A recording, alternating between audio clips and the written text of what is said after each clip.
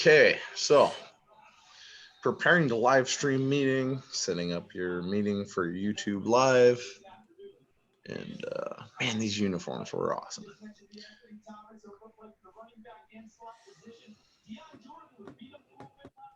Okay,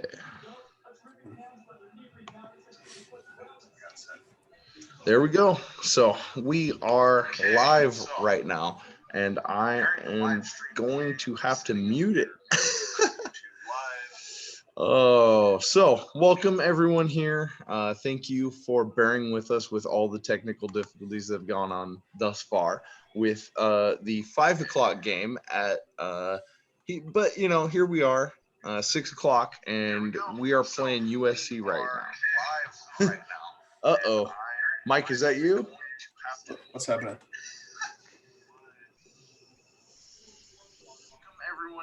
Okay, I'm just gonna go ahead for now and mute my computer. We'll figure that out later. But we're here watching the USC game, and 2012 going into it. It's mid-season, and honestly, I forgot a lot about just watching the Arkansas State game, just what went into this season, and how just Mariota came out on fire this entire year.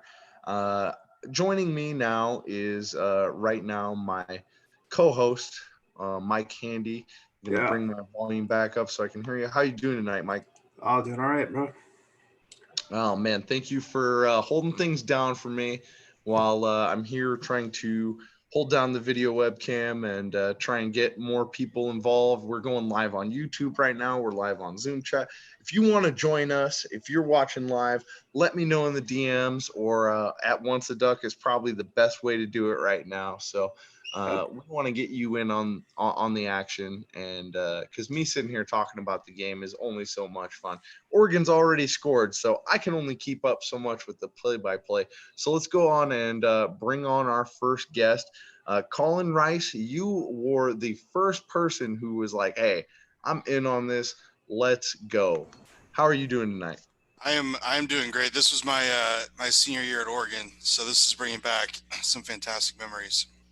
That's awesome because Nice. yeah, my senior year at Oregon too, man. It was one of those just now me in my own regards, I was not in the best health. By this time of the season, I wasn't starting. I had a bruised patella and a reoccurring MCL sprain that had creeped back up from my freshman year, along with a couple minor dings. But by this point in the season, man, I think a lot of us were really thankful to go down to SoCal for this game because the weather, whew, that is the Yep. best thing for your joints ever, man. Yep.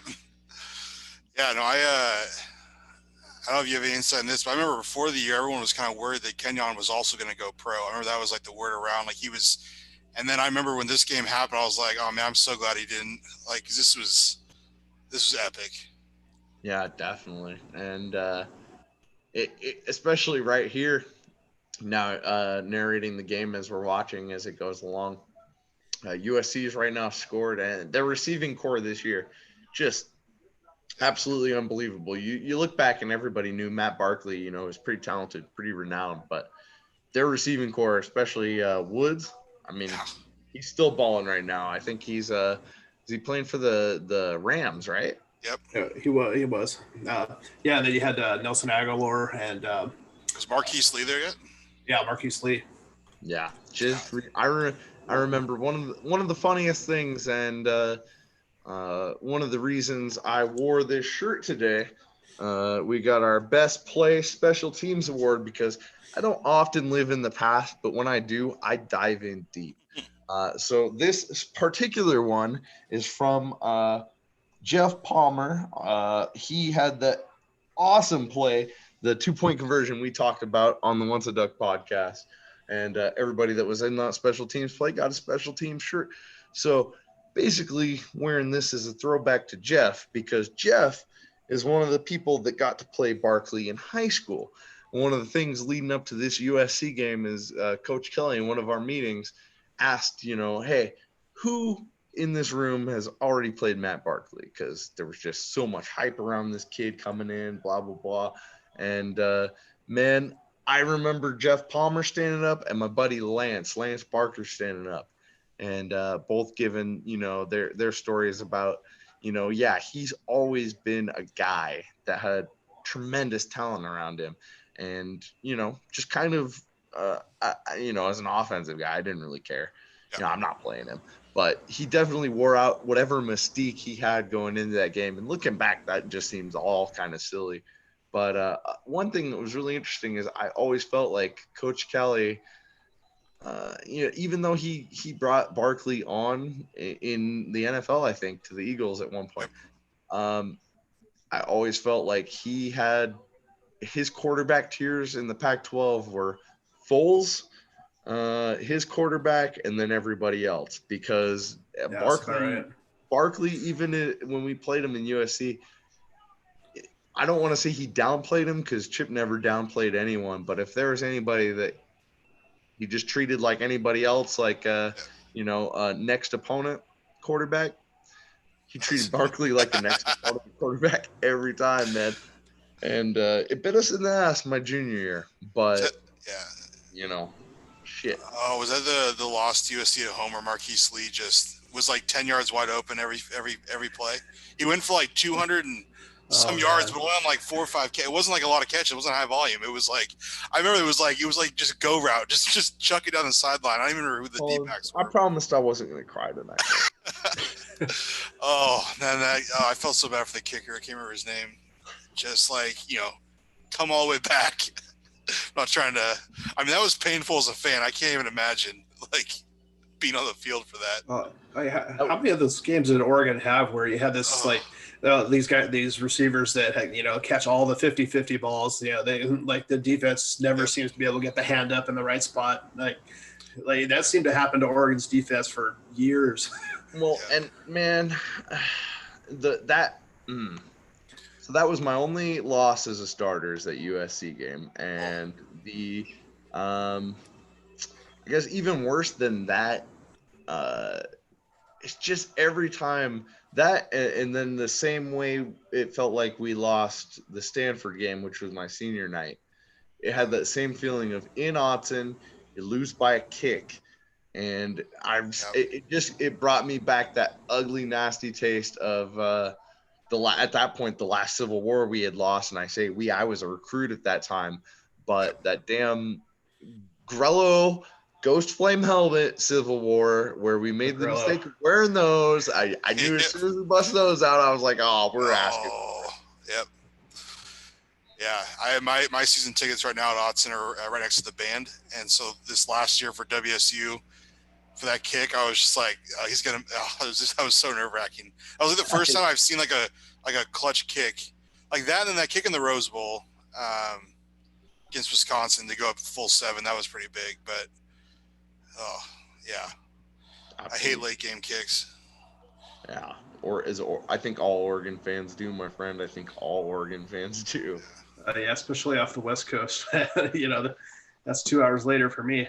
I'm out in Texas. Being on the West Coast, definitely, I appreciate that. When I was in Alberta, I was so worried about what it was going to be like watching the Oregon games, but thankfully that didn't last too long, so didn't get into college football season for that. That was brutal. You know me. If you're the most brutal on yourself, no one else can be as brutal. There you go. But hey, as I recall, it all worked out for you after that. So there was a guy. He was like, you might have been abused enough as a college player to understand our terminology here, and I got a job. I forgot at the end of the season. How did we go from 5 to 2? And 5, I know we won the Fiesta Bowl, but how did we jump even the national championship loser? What happened? We were always in there. That damn Stanford loss just sucked. I remember, I feel like someone else lost that was in the top. Yeah, because there was some other team that once they didn't get into the national title was also like, it was like their bowl game. It was like they didn't even show up. Yeah. Oh, God. These wideouts for USC are ridiculous. They're insane. We're just so lucky our offense came out and was just like as efficient as we possibly could be. So what's so bizarre about watching this new like style of play is like, you actually having like a lockdown defense. True. That's why it was always weird for me because my pro team's the Seahawks, and it's like the opposite mantra. It was like, let's hold them under 14 and just slug it out. True. Yeah, pretty true.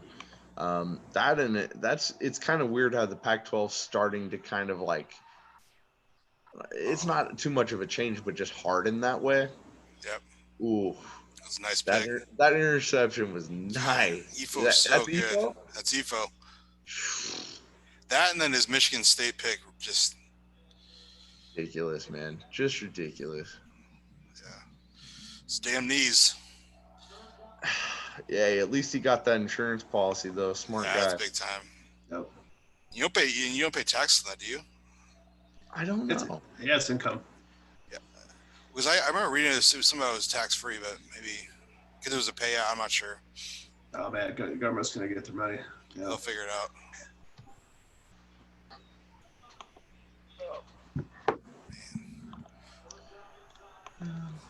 I can't even imagine the hype for D'Anthony first came back in LA. He's a freshman this year, right? Yeah. No. So the year before was his freshman year. Yeah, this is after this is his sophomore year. Oh, that's right. That's right. God. Do you think Marcus is going to start over Carr? Not yet, but I hope by the time he does that they're looking at the playoffs. I mean, I hope he does exactly to Carr what Tannehill did. So. I'm banking. I don't know if you saw. I saw it on Twitter somewhere that there's a weekend in December where both Oregon men and women's basketball teams are playing Baylor in some invitational in Vegas, and Herbert and the Chargers are playing at the Raiders in Vegas. Same weekend. What? Beautiful. I really hope so. I need crowds to be allowed by then. Yeah, that's the thing. And here's another so I saw that too. I'm glad you mentioned the basketball thing because I hadn't thought about that. But my brother is a huge Raiders fan, and as many of you know that have followed me on Twitter, brother right now is going through a really hard time with right now. Particularly, he just finished radiation therapy. Now has to wait 2 months to get a reevaluation on his blood and bone cancer, which is in his sternum, and it's been really hard for him and hard to watch him and not be able to really do anything. And he's a big Raiders fan, and I've never been to Vegas myself. My brother's been to Vegas a few times, loved it. And I've been really hoping, like, man, this first season, I'd really love to be able to take him to a game. And if we could, as soon as he, Tennessee, as soon as Tennessee got rid of Marcus, I thought, man, it would be incredible if we could just go out there, get, that moment together if he's healthy enough, because a Vegas franchise is going to be freaking awesome. That stadium looks insane. Oh man, yeah, seriously. It'd be so much fun. And then especially if Marcus is a starter by then, seals the deal for sure. Yeah. Whoa, okay. Look at that. Hello, everyone else joining us. Whoa. Hey, all right. Glad we have getting Zoom bombed out here. Glad we have a really good moderator here. Thank you, Mark. I was having flashbacks there for a second. Hello, Jared. What's up? Hey, Willie. We've got definitely a couple more people joining us here on Zoom. Hey, you put it out there. Always great surprises. Thankfully, your broadcast is like pinned to the big screen, so it was definitely just a little thumbnail up in the top. Yeah. That's really thankful. Really, I think that's what happens when UW fans try and get on the Twitter. Yep. They catch your live streams if you put that out there for Ducks fans, and they're like, "Ooh, I want to join," and then boom, you get something like that.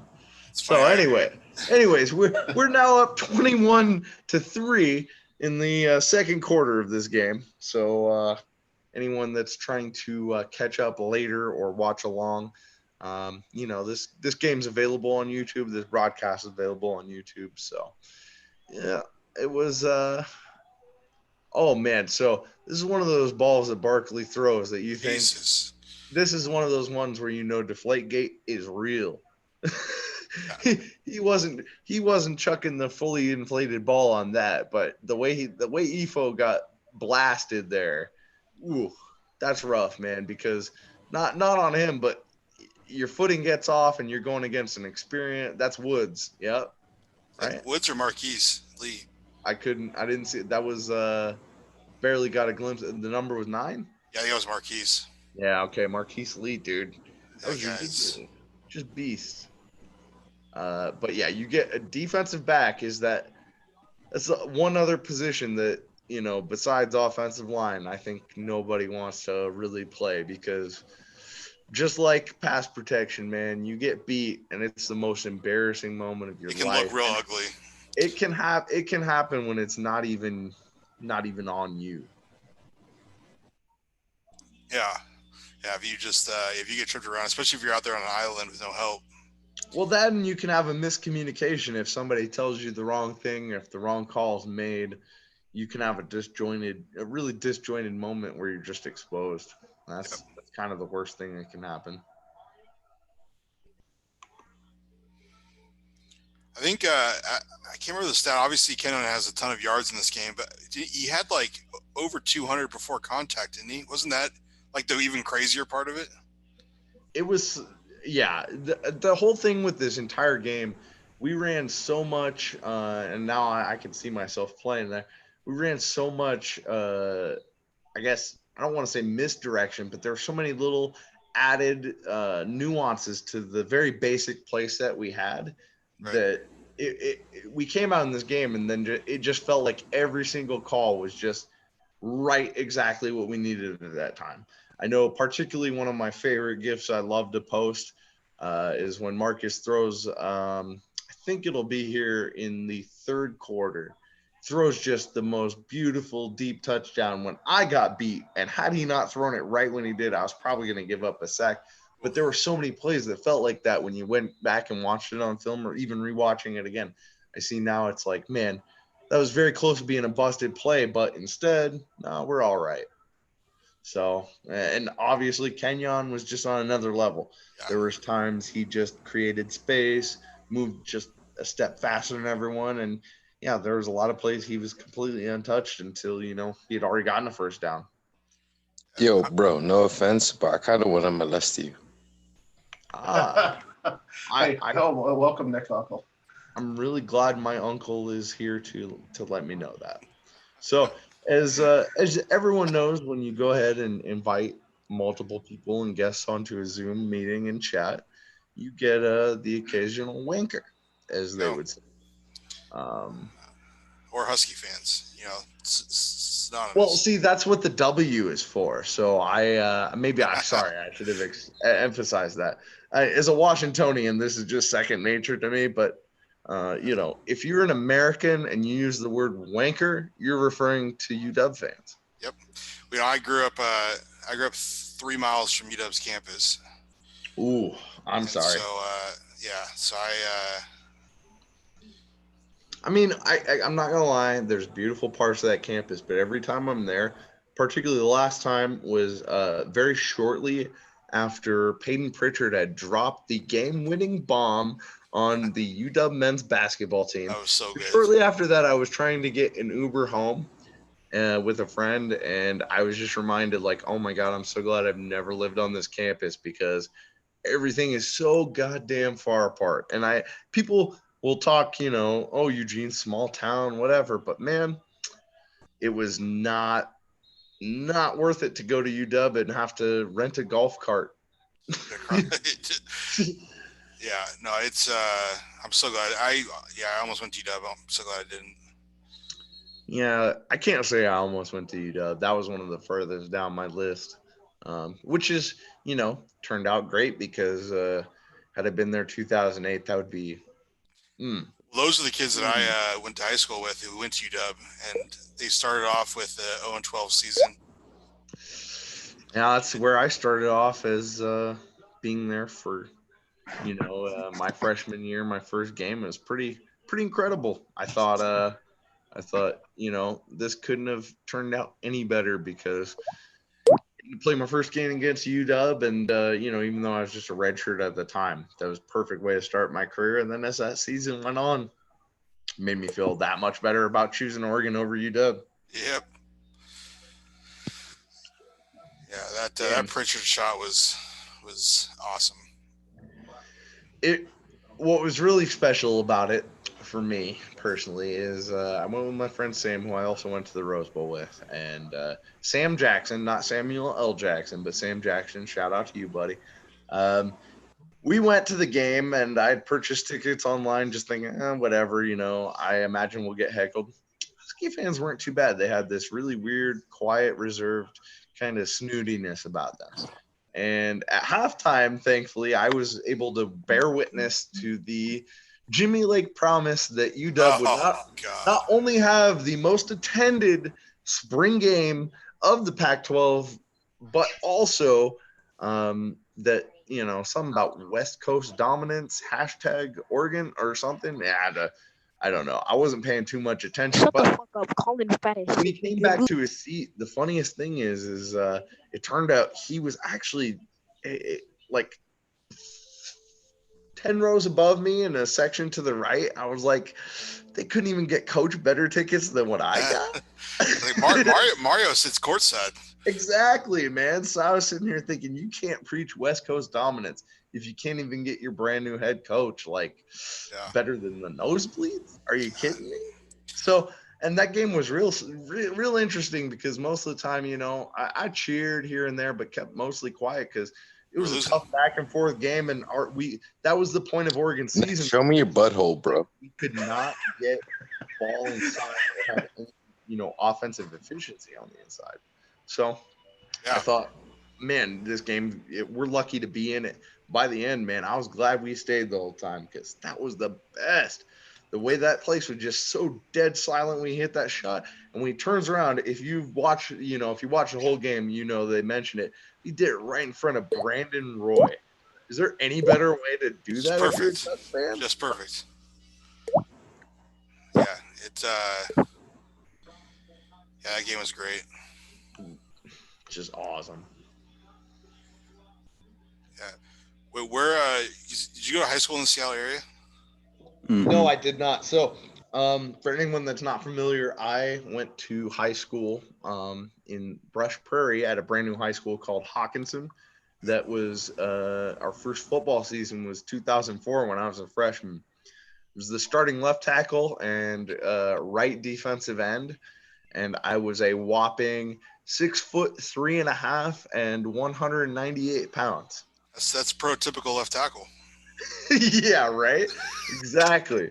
I'd wrestled a lot back then and tried to keep, wrestled in like the 189 weight class. So when I got to football season, like trying to bulk up my freshman year, man, I was a stick, but we only had 2 juniors and no seniors. And so, yeah, it was like, oh, you're 6'3", you'll eventually be a left tackle. So we'll start you a left tackle.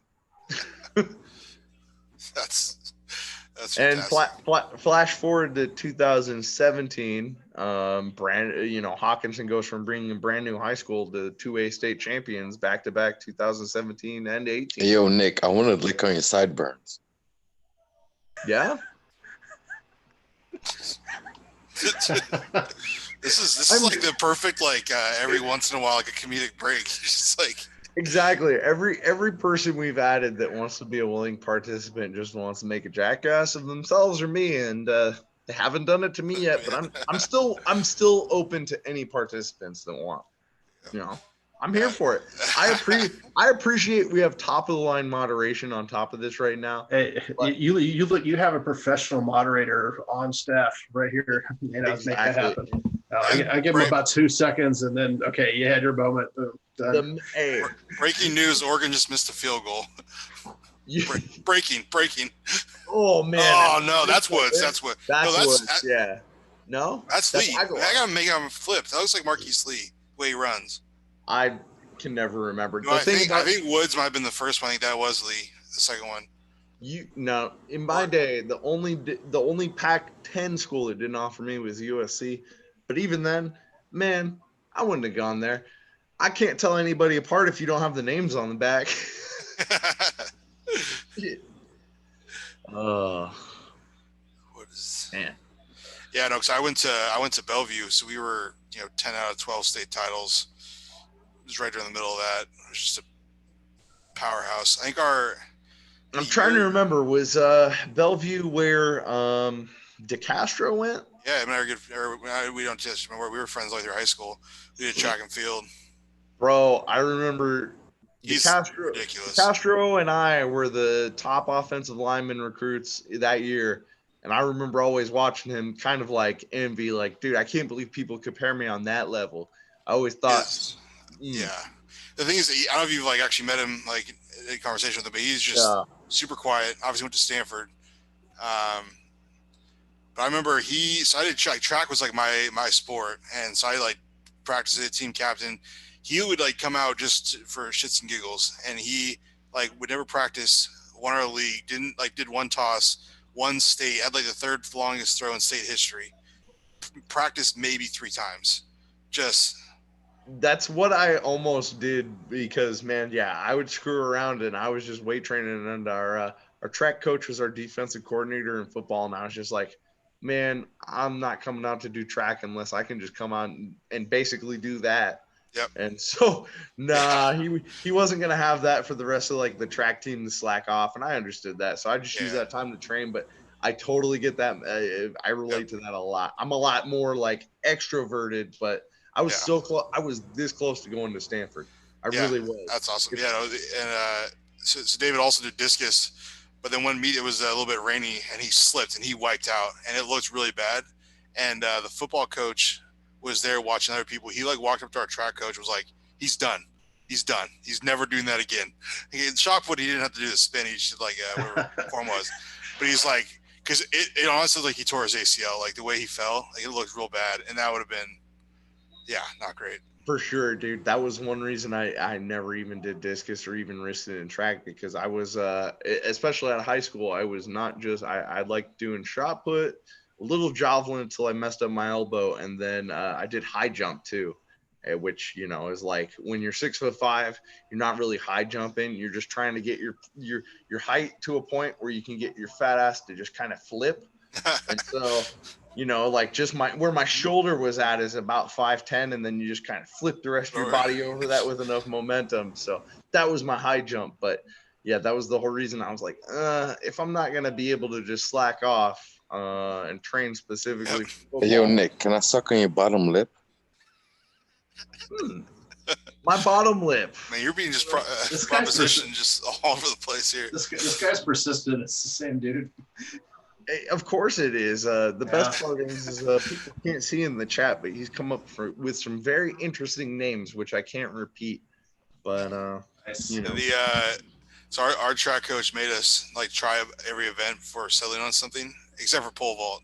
And I am not a jumper or a runner. He made me do long jump, and I ended up missing 3 weeks because my first attempt I didn't make it to the sand, and my knee hyperextended because it landed on the hard turn. It's not that I can't jump that far, but I didn't know what I was doing. I literally ran. I'm already not athletic enough, and took off and just thought I was going to land in soft sand. Came up short. It's not great. Damn. Oh.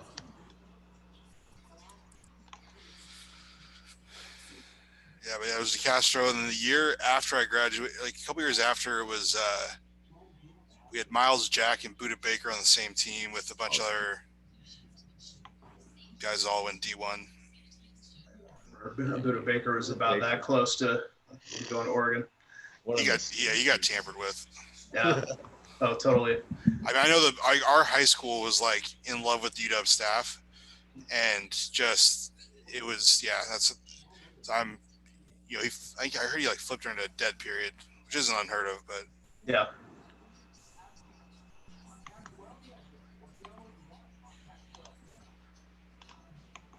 Yeah, but you want guys that want to be Ducks. You want to go somewhere else. Cool. Yeah. Yep. think there actually found this out recently. There was actually an offensive lineman in the current team that went to my high school. Really? I think he was a walk-on, but I was randomly looking at the roster last season and I saw him on there. I wish I could say that. There's Hawkinson is not generating a lot of D1 lineman talent, at least. And then the receiver that we had that was a kind of a national prospect, he's going to be a Husky. Oh. And yeah, I wish him the best in every game but the Oregon game. Yeah. Yep. Yeah. Ooh. So yeah, if you hear the name Racanelli in the next couple of years in any of the Oregon UW games, give him that little bit of extra. That's like, hey, you were a Hawkinson kid. You should have known better. Come on now. You should have known if you want to go to national and actually play in national title games and not just have national titles awarded to you. And Yep. you go to Oregon. Yep. You got to keep that pipeline going, you know. Every 10 years. Just like it's on a schedule. It's kind of weird that it worked out like that. Yeah, exactly. Like 10 years after is kind of our biggest D1 prospect. But the thing about Hawkinson now too is that I see their youth development league starting to just be really consistent.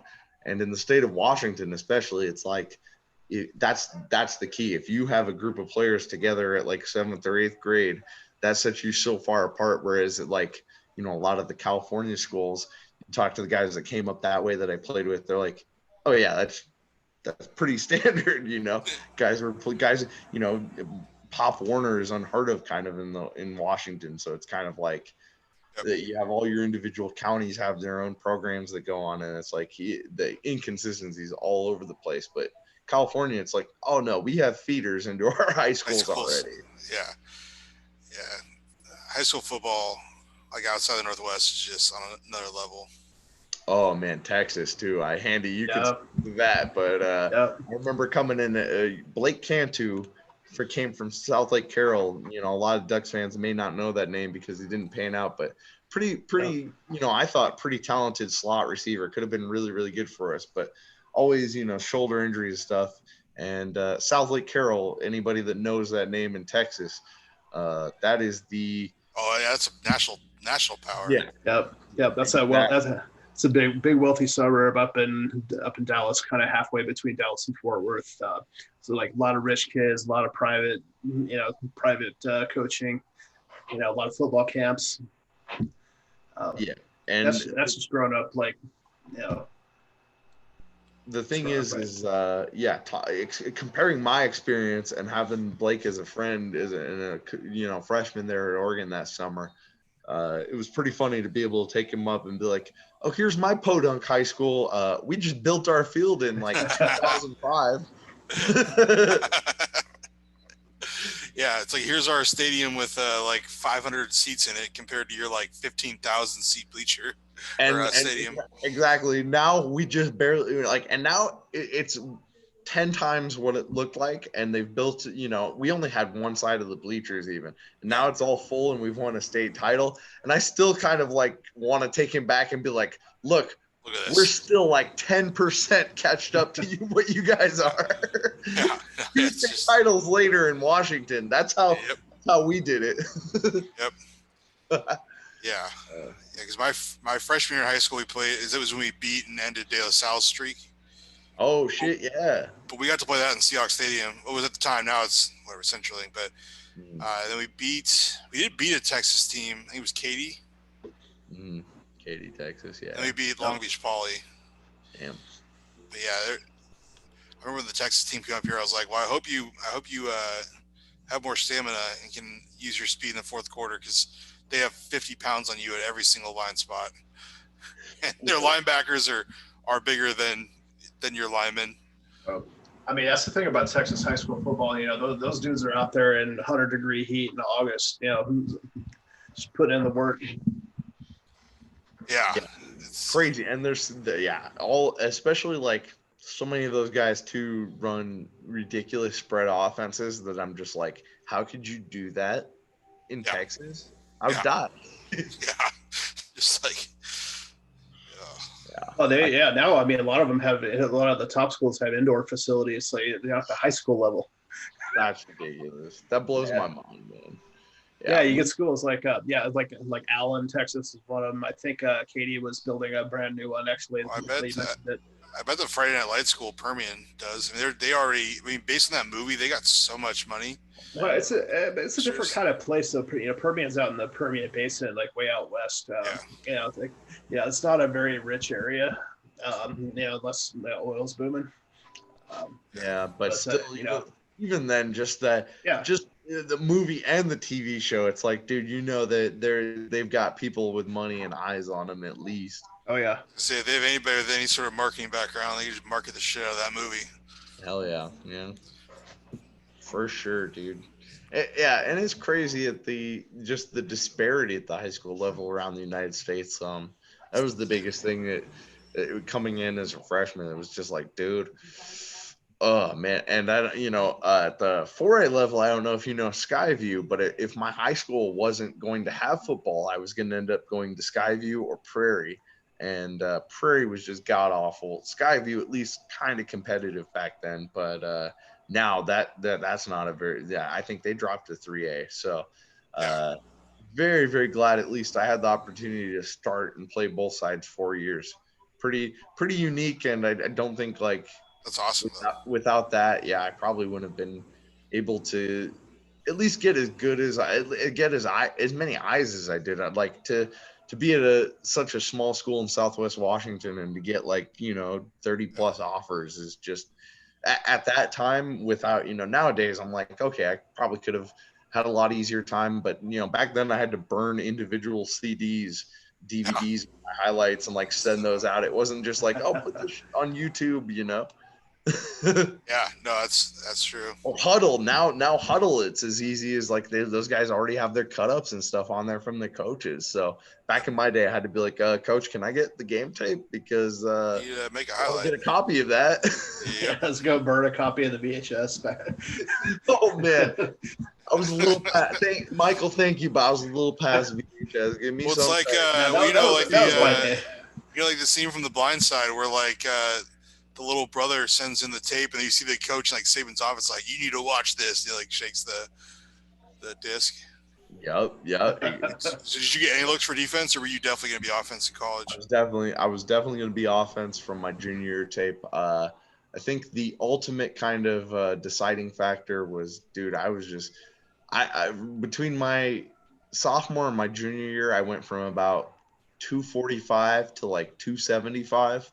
Yeah. And it was just I was quick, but I wasn't quick enough to be a defensive end full time. So I completely really focused on kind of trying to get my body to be upright, offensive line, be really good in pass protection.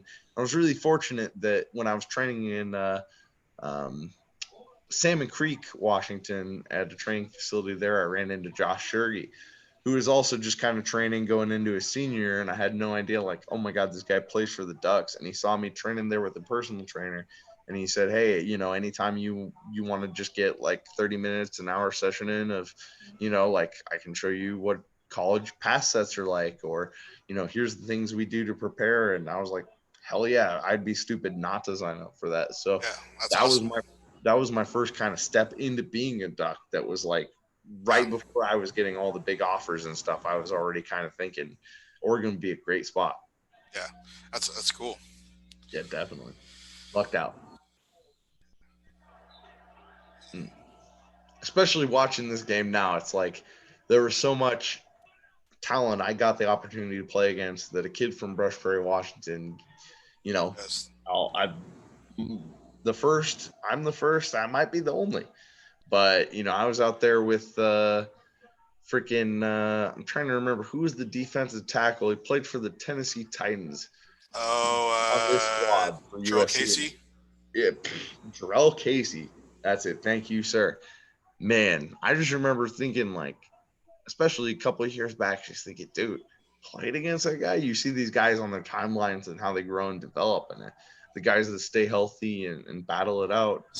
Was Everson Griffin still at USC? I can't remember what year. He might have been a little older. It was Friday night game. Yeah, I got to block him. I got to block him a couple of times in that Friday night game, and I don't think maybe the year out. Ooh, I just got a pancake block. This is probably my only pancake block of my senior year. But replay, we're running again. I was talking a So little what, you're earlier. a right guard here? Right guard here. I played mostly right guard the entire senior year because Jake Fisher, man, dude, That guy was a beast. he came in as a freshman looking like a freaking tight end, and they put him on a scale, and you're like, you guys 290? No way. So yeah, I was an awful guard though, man, and it just you could tell this is the play that's my favorite because it was the gif I post all the time. Mariota just throws a beautiful throw, but if he didn't throw a touchdown on this play to Huff right here, I give up a sack, and instead of everybody celebrating, I'm the guy that everybody craps on TV. But instead, it's now my new favorite gif of all time. There you go.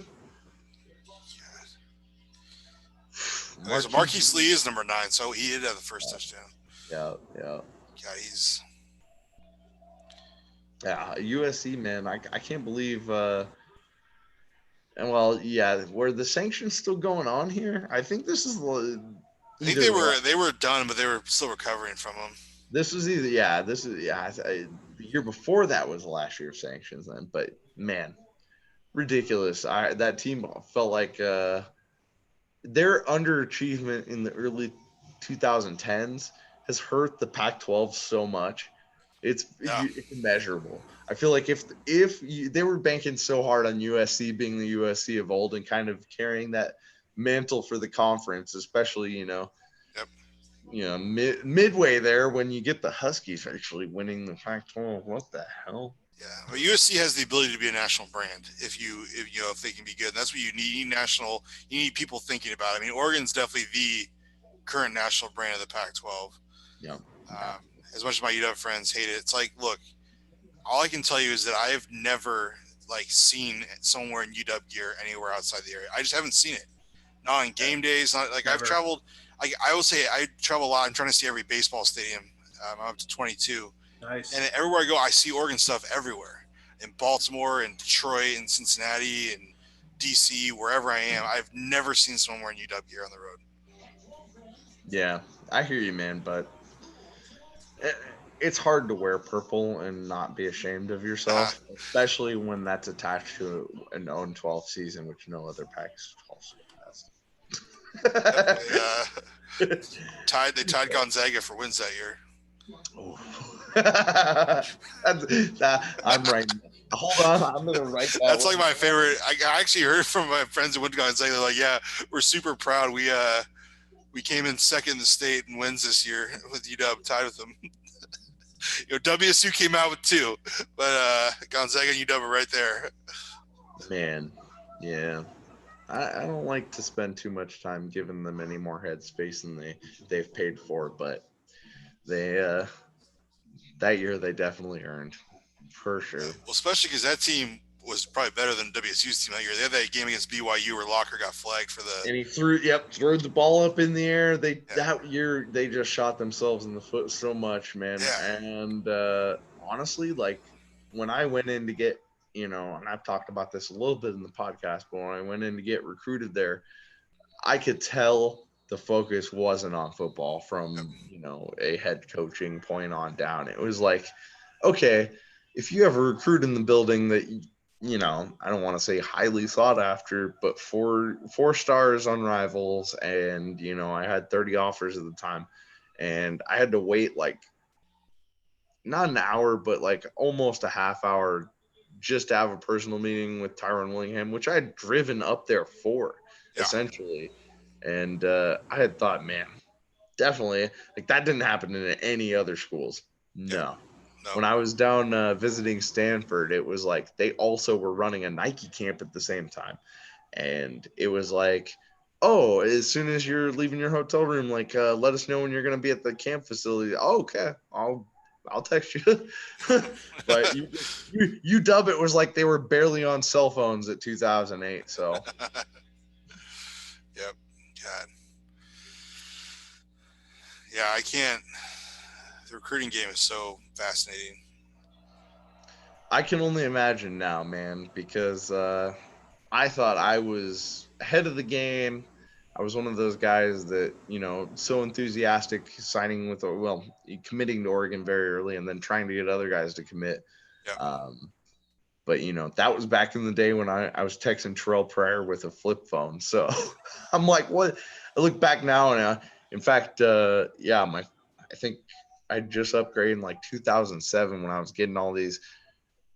I could barely manage all the different, coaches texting me and stuff. And it was the LG Envy back in the day. It was like the front side was just your regular like dial phone. And then you open it up. Doing work for the Ducks on the. It was this crappy, like half looking back now, you're like, how did I ever work with a cell phone that worked like that, man? Yeah. Yeah. Well, I remember my favorite recruit. You remember Bryce Brown? Yeah. Yeah. He gave quite possibly the best interview line ever in a recruiting interview I've ever read when he said, "I'm committed to Miami, but my heart is at Oregon, but my favorite is Tennessee." It's like, what? I remember his recruiting visit. In fact, when I don't remember who his host was, so I don't want to say it, but I remember when he was cruising through Barnhart back when that was the athlete dorms, and man, that guy was a big deal. You remembered him and was it Chris Harper? Were they from the same school? That sounds right. And I remember, and Chris Harper might have been his host, but definitely remember that thinking, dude, or what? We used to have funny arguments back in the day when we were freshmen because, you look back and we're playing in the Holiday Bowl then. We used to argue like, dude, the recruits we've got coming in, we keep this up 2 to 3 more years, national championship for sure. And then the offensive guys and defensive guys would talk crap. It would be like, to call one guy out, I'll tell Josh Kadu. I'll reach out to him and apologize. But me and Josh Kadu got in a little bit of a heated argument that was like, I remember he was going off. It was a couple weeks into the season that year, and we were both redshirting, and the team was away. And might have been down at that Cal game right before that happened. But doesn't matter. We got in an argument about like, oh, yeah, he said something about the defense is so raw. We're going to go to national championship. I'm like, if anybody's taking us to national championships, bro, it's going to be the offense, okay? We just had this back and forth, and all the freshman guys back then were arguing back and forth. Funniest thing about that is Dion Jordan was offensive guy at the time. And, I'm just going to say he was arguing that side, but looking back, I don't think he thinks that way too much now. No. Oh, that's fantastic. Yeah. So. Yeah. I remember I guess this was 2 years ago. I was down for a football game, and I was at Max's. It was like 1:45 when I got there. And we've been drinking all night. I walk in, and like right in front of me was packed, was Bowl. And I'm like, and it took me so long to process. I was like, you are so tall. Yeah. And I was like, you're also in high school. But I was like, this is awesome. Last time I was in Max's was, I think it was the night before the 2018 Stanford game. And I didn't know at this time how dead Max's was now on Fridays. But I went in there as the night before game day.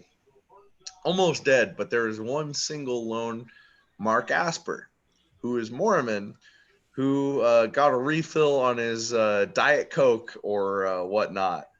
And, man, that just threw me off because it was just – you play alongside a guy like that who is my guard the Rose Bowl year. It's just like – we kind of knew we were going to be there, but we had no clue we were going to be there. You know what I mean? Yep. He showed up, and I was like, oh, yeah, Mark's here. This makes sense. There we go. That didn't make any sense at all. Yeah, one of my good friends got into a chugging contest with Kenny Rowe at Max's. Oh, my God. Oh, Kenny, man. That's one of those guys that in Oregon history is not going to get enough love. He was one of my favorite players. He was so quiet, but he had so much personality. on all levels. One of the funniest guys without saying anything that was ever on Oregon. Yeah, I ended up we ended up drinking with him so many times that year, and it was just like we'd show up and that was the first time. Was like my buddy doesn't really drink beer, and they got super competitive, and Max just poured 2 pitchers, and Kenny dominated him. I believe it. So when I was in the CFL, I was in Edmonton, and I honestly, had I not been cut, I was so worried about having to play him because that he was on our division rivals, Saskatchewan, and I was just like, dude, Kenny beat my ass so many times in practice, in pass sets, one-on-one pass pro. Dude, yep. I don't want to get embarrassed, especially in the CFL. You have 3 yards in between you and the defensive line. They got all the chances to. Dude, my only advantage on Kenny is if I could just get my fat ass on him quick, get my hands on him, push him around. Nah, yep. That wasn't going to happen in the CFL. So I was sitting there. As soon as the schedule came out, it was about 3 days before cut day. I went through and circled everywhere on the calendar. I was like, Kenny's here, Kenny's here, Kenny's here. Yep. Yo, what's up, guys? What's up, Joseph? Thanks for joining us, man. You are the first person to join us on this chat that has not been booted within the first 10 seconds. Congratulations. Why? What did they do wrong to you? Oh, man. Well, variety. Did they say the N word or the F word? Oh, no. Doesn't need to be repeated necessarily, but there were definitely some gestures that would get this video removed from YouTube. So look, can I show you something cool? Oh, it's happening. Yep. Started off so promising. Right? It was going the right direction. Anybody that says the F word, but just says the F word, probably is about to say something much worse. So you just say it. Oh, should I admit Harley or the monkey man? Oh, they're both gone. Goodbye. Oh man. Well, when you open it up to the public, this is the kind of thing to happen. Yeah, it's a calculated risk. I want to thank you, Colin, because Sam is a little bit busy working on college stuff right now to join us. He was hoping to catch us in the second half, but it doesn't look like he's going to be able to. But thanks for helping me not just sit here and talk to myself. You got it. It's been fun. It's fun to relive these games. Absolutely, especially this one because, even though it's 55-38 now, there's 5 minutes left in the fourth quarter. It's kind of over, but even these are the most exciting moments to me because you see how loaded we were at the second level of the depth chart here. You're seeing Eric Armstead really get his feet wet. I remember that kid as a freshman thinking back, dude, why is this guy trying to play basketball at the same time? If he played football all year round, he would be NFL level. And you know what? Yeah. By his junior year, dude. Yeah. Totally just ready. And then I think him leaving that year early made DeForest that much better. So I remember so good. I knew I was done as a senior. I had one of my worst fall camps that year because it was just like the second string of the defensive line and the third string even of the defensive line. You'd go against those guys in practice and they just beat the shit out of you, especially as a guy going through 4 years of Coach Kelly that had so many damn reps. I got out of fall camp moving into guard. By the end of fall camp, I couldn't put my hand on the ground in a 3-point stance because my back was messed up. Freaking shoulder was all jacked up. So I just sat in a 2-point stance like I'd played tackle at right guard. So that whole year, man. I just remember thinking that the different level of athlete coming into Oregon, man. And, I'm in the game now. I see myself kind of barely able to keep up even in the late stages of this game because that was a rough camp for me. I had a couple different medical issues going on. But, dude, people don't understand when, they want to add more playoff games, how just much a season drags on you. I started the first 6 games of this year. I think UW was my last start. And by that point, Coach Wood pulled me aside and is just like, you're not performing like you usually are. And I know you're working with the trainers and getting as much treatment as you can. And they've said you're still good to go. But you're not playing like you're good to go. And even rewatching this game here and there, I'm like, I don't want to use the word embarrassed because just being on the field with that level of talent, man, not performing to that level in my senior year from this point on, it's, one of the most disappointing things that I've had to deal with and manage in my life because as well as this season went, I know that if I'd taken that little bit extra to rehab my body and that little bit extra coming off the Rose Bowl to really hone in on not my own skills necessarily, but my longevity. I think the biggest thing is I wasn't really working on things that kept me healthy the entire year. I was just trying to play catch up every single day from the Rose Bowl, dealing with my ankle injury. So this entire season, I look back and look at it as one that it's fun, and I'm glad I got to play with Mariota and every one of my teammates. But I put so much onus on myself.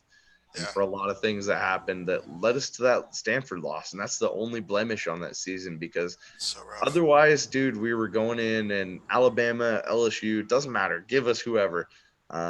Whether I'm starting or not, our offensive line was too deep. Our freaking, our backfield, our backfield on defense and on offense is just like, even if you took out our starter, very kickoff against Kansas State, D'Anthony Thomas is taking it back and showing you. So nice. And they show that fan in the crowd. Oh, just love it. That was one of those just, solidifying moments in Duck history where it was like, we're just on a different level than we ever had been before. And, that being Chip Kelly's last game, this being Chip's last season. And right now, as we score another touchdown and Kenyon scores again, as we said, every single freaking drive, it felt like this USC game.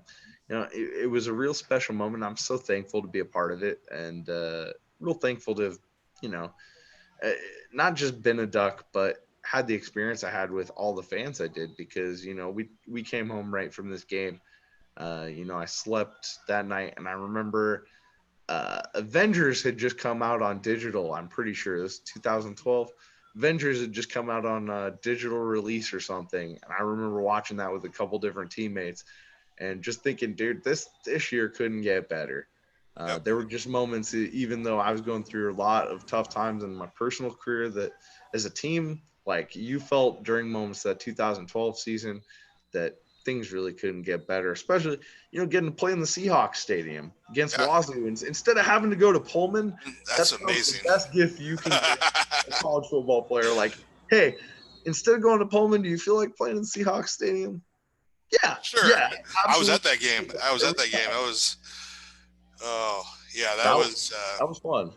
So every time I go back to that stadium now, it's always rings back to me, and that season does. And other than that one blemish against Stanford, which is like one block away from complete, or one missed call on Ertz. Yeah, Ertz was out. He was definitely out. And it's one of those things. I know, like, it's common. People still bring up D'Anthony with that block, and I hesitate because I'm like, look, I don't even know if you just like planted me in that moment. I don't know if I'd make the block running at his speed. Like he should have made the block, like from a football perspective. But it's hard, like when someone's full speed to do that. But it was rough. Hey man, I didn't even realize it until after the game because I had my own. There's a couple times in that game where. Coming in as a backup, I was put in a couple key moments where it was like, okay, we need to score here. And Stanford stunned me. Stanford, caught me off guard with movement up front, and we weren't all on the same page. And, I let everyone down just as much in that game as anybody did with a missed field goal or with a missed block. We all took onus, and dude, that was one of the hardest nights of my life because it was like, this is the last time I'm playing at Autzen. I only got maybe like 15, 16 reps in that game, and I felt like I mailed it in for half of them. And, you look back, you don't get those moments back, but you look at the rest of my career, and that being, if that's going to be the one crappy moment I have in Autzen with that USC game, I'll take it. Yeah, everything else, that and the bowl games, everything else is worth it, man. And, still got the Rose Bowl ring. The Rose Bowl ring, and just the experiences, and more so now as I'm getting older and I'm 30. the experiences with fans like you, man, and everybody out there that's been so supportive of Once a Duck and everything I'm doing now. Yeah. It's given me not just, a lot of direction in life, but connections that have given me jobs, as Mike knows. And I'll always appreciate that. And we'll continue to try and do these whenever a lot of these games come up. I'm thinking might do another happy hour here pretty soon, talking about maybe tomorrow within the next couple days. But Colin, thank you. You're definitely on the Once a Duck MVP list. I want to appreciate it. It's a lot of fun. And yeah, just want to wrap things up. Sorry Sam couldn't be here. I want to thank Michael for being our very, very special and important moderator today. Without you, we'd be in a lot of trouble. Well, it wouldn't do well on YouTube. No, I don't think so. But we managed, and thank you for joining me. And go Ducks! Go Ducks! No, nice. I've been trying to teach my bird it, but he's like, Caesar. You gotta sing it. Go the lyrics.